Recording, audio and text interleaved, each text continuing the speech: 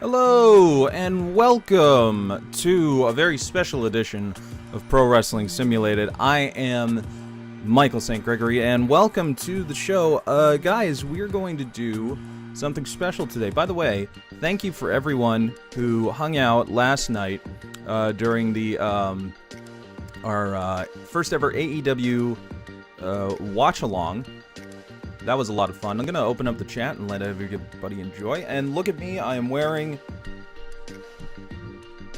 the official shirt of the new AEW World Champion, Hangman Adam Page. A story 2 years in the making, and what a match. The consensus has been, from what I've seen online, that it was absolutely living up to the hype. We're going to go break down the card in just a minute, but I wanted to thank everybody for, again, watching along, for tuning in week after week here with me and Pat when we do the 500, which will resume next week once more. We've got a lot of great simulated matches that are going to be coming up.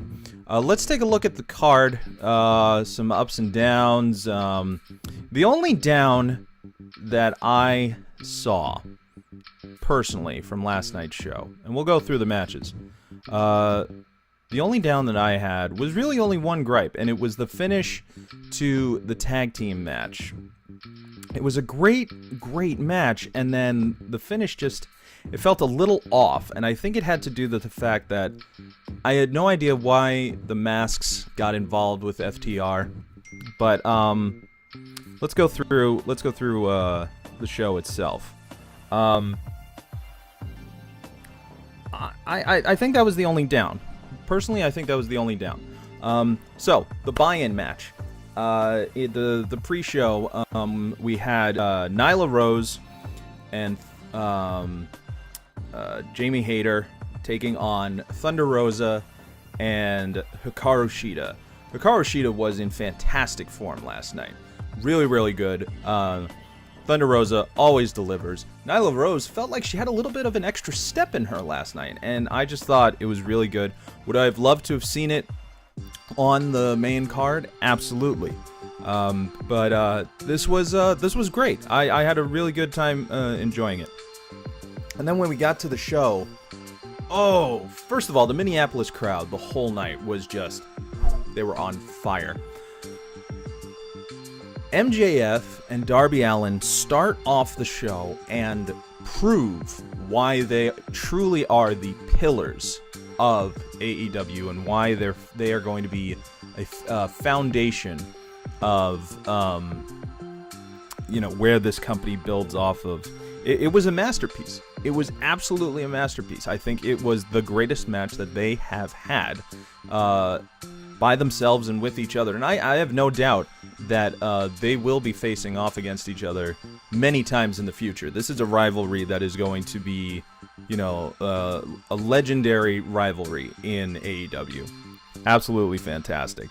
The Code Red counter that MJF pulled off against MJF was, just beautiful. Never seen anything like that. The near falls were believable. The back and forth pace. These guys were showing you, yes, we can wrestle. We're more than just what people usually identify us for. So that was a lot of fun. And then they follow that up with the tag team match. It was, again, my only gripe was the finish. I thought it was weird. How does Rick Knox know that the legal man isn't the guy who doesn't have a clock tattoo on his back? The masks were a little all over the place. I guess it's going to lead up to a rematch because of the finish being a little, wonky. But it was great. It was absolutely great. Rey Fenix just... the man blows my mind every time I see him in the ring. It was just fast-paced. It was everything that you would expect to see in a Lucha Bros match. And I love that FTR continuing this trend of, we don't care who we face. We are going to always be us. Top guys. I love that. What else? Oh God, it was just really, really good. Some of the double team maneuvers I have never seen them pull off before. I thought that was really, really good. Yeah, I couldn't really. I can't complain. I can't complain. Other than that finish, that just felt a little off. I don't know why the masks had to be involved, but they were. Bryan Danielson and Miro. Now, I may not be going in order. I'm just going to be talking about the matches that, as they stuck out to my head. Talk about, knowing how to pace yourself, knowing how to hold a crowd's attention. Miro looked like a badass, begging for those kicks from Bryan Danielson, just showing off his power, showing off like those comeback moments. I was really, really into this, and Danielson once again showing why he is a submission master. It was fantastic. I didn't realize. I think they had faced off against each other in WWE. As Rusev and Daniel Bryan, but this was wiping the slate clean and allowing them to show off exactly what they're capable of in an environment where they are able to truly show off what they're capable of. Great match. The next one, some people were saying was a little too long. I didn't think that the 6-man tag. The trios match for the Falls Count Anywhere with Jungle Boy, Christian Cage, and Luchasaurus versus Adam Cole and the Young Bucks. People were saying it was too long. I didn't find it too long at all. I thought it was great. I love the spots, the execution of a lot of the near falls that they had, the hardcore elements that came into it. Luchasaurus doing a shooting star press off of the stage, off of the ramp onto the members of the Super Click. Man, like everybody's talking about, like this was Jungle Boy's moment. Luchasaurus definitely had a breakout moment. Love their matching jeans. thought it was fun. But Christian Cage. What did he? I got some notes here. Christian Cage, 47, did a balcony dive. Fantastic. Shooting star press off the stage, like I said. And then Jungle Boy. Jungle Boy showing some edge. That's been something that a lot of people have said have been missing. Well, I don't know. Maybe not a lot of people. I personally thought that it was an added piece to his character now that makes him a little more well-rounded. And showing off that edge with those chair shots. And then it was great. Maybe Christian Cage won't be turning heel on Jungle Boy. Maybe there was a very big fear, and they were teasing it, and I'm not sure if it was done on purpose, but the way Christian was positioned looked like he was going to spear Jungle Boy, but he gave him the shine. He let him do the concerto onto Matt Jackson. It was vicious. It looked devastating, and it was great. It was a great moment to solidify Jungle Boy as, again, one of the pillars of AEW. Just really, really good. And he's looking good with the facial hair. He's starting to, look more like Jungle Man. The tag team match with Cody and Pac versus Andrade and Malachi Black. Good. Not great. Would have been good for Dynamite. Not so great in my opinion for a pay-per-view.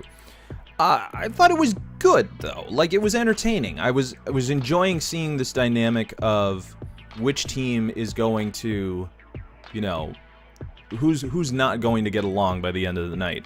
Will there be somebody just getting fed up with each other? Because at first you see like Malachi and Andrade, they're working a little cohesively, but then they're starting to get on each other, under each other's skin. The same was going on with Pac and Cody right from the beginning. The crowd wasn't too into Cody. It felt a little split. It felt like there were people who were like, yeah, I'm gonna cheer him because I like him, and then there were a lot of naysayers who were just there like, nah, I'm not into Cody anymore. And I feel like that's how it's going to be with him. Whether there is some meta-textual thing going on with Cody, he knows what he's doing. And he's certainly not going to, pull John Cena and just be like, man, this crowd's crazy. Oh, wow. No, he's going to be like, listen, I know there are a lot of people that don't like me. And he's just going to put it, flat. But, it was good. Not great, but good. Let's see. The women's title match. It's a great showing by Tay Conti.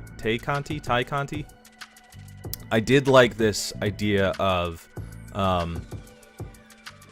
Britt Baker's going to try and out-wrestle Tay Conti.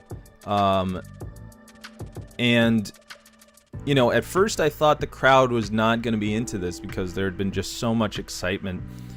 But they pulled them back in, which is a testament to both of them. It is... Britt Baker's matches have really been good with... She's becoming like this signature of having a nice slow build where it gets to the point where you're really, really enjoying it by the end. And good on her. I think that is fantastic. And then the announcement that Jay Lethal has signed with AEW. I didn't see that coming. I thought he was going to play out the rest of his Ring of Honor contract. I guess that it was ended. That is one of the confusing things about the Ring of Honor contracts is that, okay, was everyone going to be going until the end of the year, until Final Battle, or was just everyone released and the shows are going to play out? It turns out that Jay Lethal became a free agent and signed with AEW. Jay is going to be a great addition to the roster. I know he is a Ring of Honor guy. He is an Impact Wrestling guy. He's a former X Division, former Pure Champion, former World Champion. No, not Pure Champion. No, former Tag Team, former Television, former World Champion, former X Division Champion. The guy is just, Jay is going to bring so much. He's only my age, and he's got, everything to showcase and all that experience. Going right into that TNT Championship feud with Sammy. It's going to be a great debut on Wednesday, this Wednesday on Dynamite. I personally, Jay is my Jersey boy hero. The guy is from Elizabeth, New Jersey. I watched him at Jersey All Pro Wrestling. I used to sit next to his parents every time he was on the card. Mama and Papa Lethal. They were so much fun to hang out with. His mother would just go crazy during shows. She was a great fan. But going back to the women's match, I'm very intrigued to see. I wish the women's championship was bigger. The TBS championship, which is going to be the women's division equivalent of the TNT championship, they're the same. They're mirrored. But it's the women's championship just doesn't feel like as illustrious in aesthetic as the men's world championship. And yes, there still is this strange paradigm of, well, why don't they call it the men's world championship and the women's, if they have to signify the women's world championship? I don't know. I can't distinguish that. It's not my place to, But let's talk about CM Punk versus Eddie Kingston. This match was full of so much emotion. First of all, CM Punk coming out in the shorts. The shorts, guys. If that was a choice for him to come out, because Punk used to wear long shorts when he was starting out in the indies, before he went to the trunks. If this was a choice by Punk, and it most likely absolutely was, for him to get under the skin of Eddie Kingston as like a reminder in this story they were telling of, I am this, you want to beat up the guy that you wanted to, well, here he is. And not only in just aesthetic, but he came across that way in attitude and in style. These these guys beat the living hell out of each other. I was just... That's... Spinning, just his head off. Just like, I got you. I got you. You know, you are mine right now. Beautiful. You know, Kingston is absolutely a locker room leader. I truly believe that. After seeing, you know, after reading his article recently that got published about, you know, his life in wrestling and his life in general, which, by the way, please check out.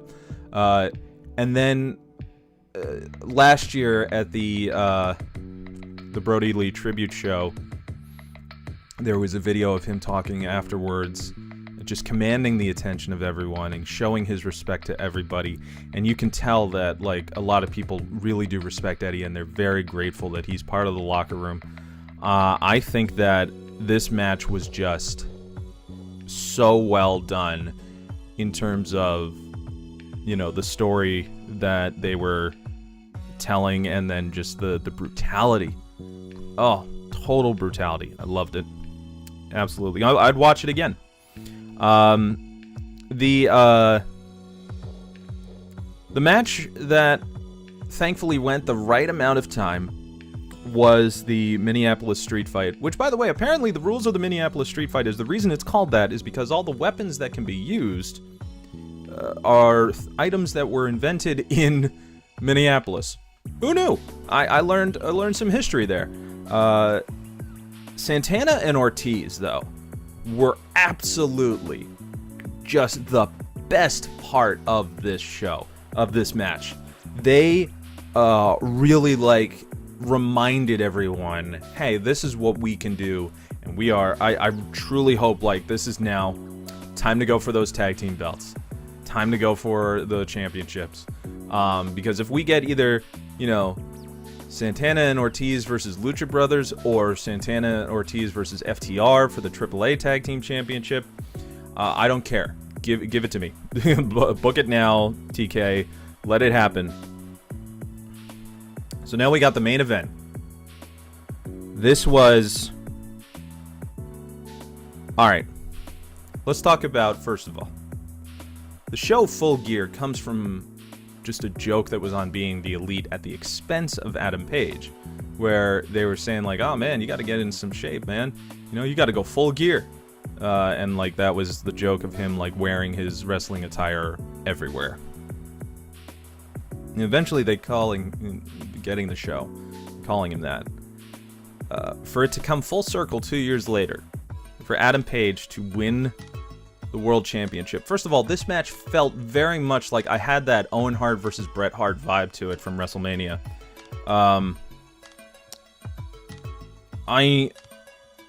The buckshot countered with the V-trigger, I was hoping for that spot. I thought it was great, so well timed. These two guys know each other absolutely inside and out, that they were able to just fluidly, effectively pull off a classic. Yeah, and the, you know, Adam Page coming back like, is that all you got, mother? By the way, people dropping F-bombs left and right in this show. They were very liberal with the language. I thought that was funny. Not a big concern. I just thought it was entertaining. But man, the buckshot lariat to the back, and then to the front. And what was great was when Matt and Nick Jackson came out and they're watching him. You know, the on Friday night on Rampage, Hangman approached the Bucks and he said, hey, I just want to tell you, I'm sorry. I cost you the tag team championship. You cost me the world championship. I'd say we're even. And he wanted to put that in the past. And the anxiousness and, like, the self-loathing that the two of them had on their face as they thought, should I do this? And then changing their mind, and then Matt Jackson giving that little subtle nod to Hangman, just saying, do it. It was poetic. It was absolutely beautiful. I would absolutely watch this entire show again. Again, my only complaint was just the finish to the FTR match, but other than that... So let's talk about some pro wrestling news. Apparently, Bray Wyatt was in fact, or now the Wyndham, as he's calling, there was a plan to bring him into AEW. According to the Wrestling Observer newsletter, there was definitely a plan in place at one point. 3-time world champion. Bray Wyatt won the WWE Championship 3 times. Doesn't even feel like he won it at all. That's how weird it is. But, you know, Wyndham is deciding to do a horror film. I mean, it's a natural progression for him. And I think, you know, he's a good actor. I really do. I like the ability for him to switch the characters so clearly. He obviously has a good take on how to do scripted material, even if the scripted material isn't good. Yeah, I'd like to see where this goes. I don't think, personally, he would fit in AEW if he decided to do the supernatural stuff. That doesn't have a place in AEW. Impact, it probably would work really well. MLW, you know, I can see them doing that because they've kind of brought in the Lucha Underground lore into their show. But, you know, we'll see. If Wyndham Rotunda decides to create a cult character again, but no, you know, spooky stuff, who knows? I think, you know, the All Elite Wrestling roster is pretty flooded right now. But yeah, we'll see. Apparently, Austin Aries is looking into making a return. According to Sportskeeda Wrestling's unscripted show. God, that's a mouthful. Austin Aries is thinking about making a return to pro wrestling in general. He's 43 years old. He's been working outside of, wrestling for a bit. He has burned a lot of bridges professionally, as far as I've seen. His exit from Impact Wrestling after losing the championship to then Johnny Impact, John Morrison, wasn't great. But let's talk about Ring of Honor. So the Ring of Honor videotape library is apparently for sale. There is really just speculation at this point as to who'd be interested in buying. I'm sure WWE would love to have that library. Lord knows they've had a majority of their talent end up becoming main roster guys. I think that it would be in the interest of Tony Khan to purchase the library for use for his guys who have had Ring of Honor past, especially Punk and Danielson, and the Bucks and Paige and Omega and Cody. You know, will they make a comeback?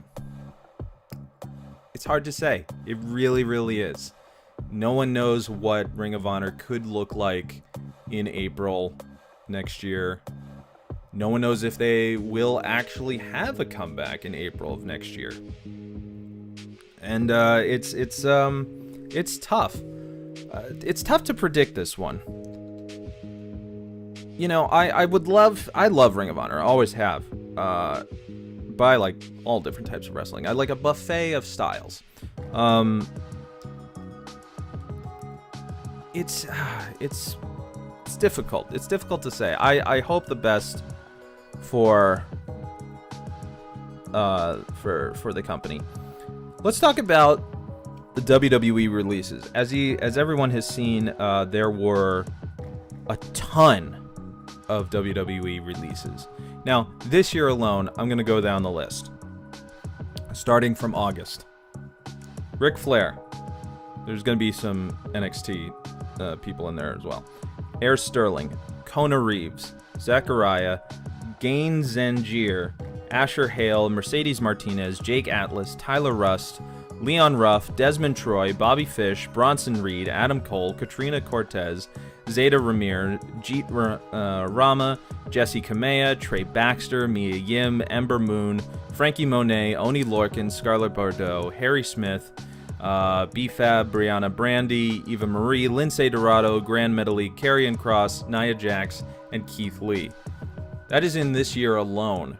Over the past 2 years, there's been like a total of 71 releases, all saying roster budget cuts. Some have been, some of those were requested to leave their contract. Some let their contract play out and then just didn't re-sign. Keith Lee surprised me the most. Truly, truly surprised me. I thought that they were actually going to give him a chance. I don't know. Let Keith Lee, let him fly elsewhere. Keith Lee in AEW would be amazing. Oh, there's another thing I forgot to talk about. The fact that this Wednesday, the Stone Pitbull, Tomohiro Ishii, is coming to wrestle with his fellow Chaos member, Orange Cassidy. All signs feel like to me that they're leading to Okada coming back. And if Okada comes back, the Rainmaker is definitely going to want to face Omega. Or Danielson. Or anybody. I don't know. But I want it to happen. I want it to happen so bad. So this was only going to be a brief episode anyway. Thank you for everybody who joined last night. Hope to see you again next week as Pat and I continue the 500. We've got great championship, former champions and all sorts of wrestlers from the PWI 500 this year. They're going to be in our simulated matches. Again, on the YouTube channel, a bunch of updates are going to be going up this week, so stay tuned to those. Thank you for watching wherever you watch from, and we will see you next time on Pro Wrestling Simulated.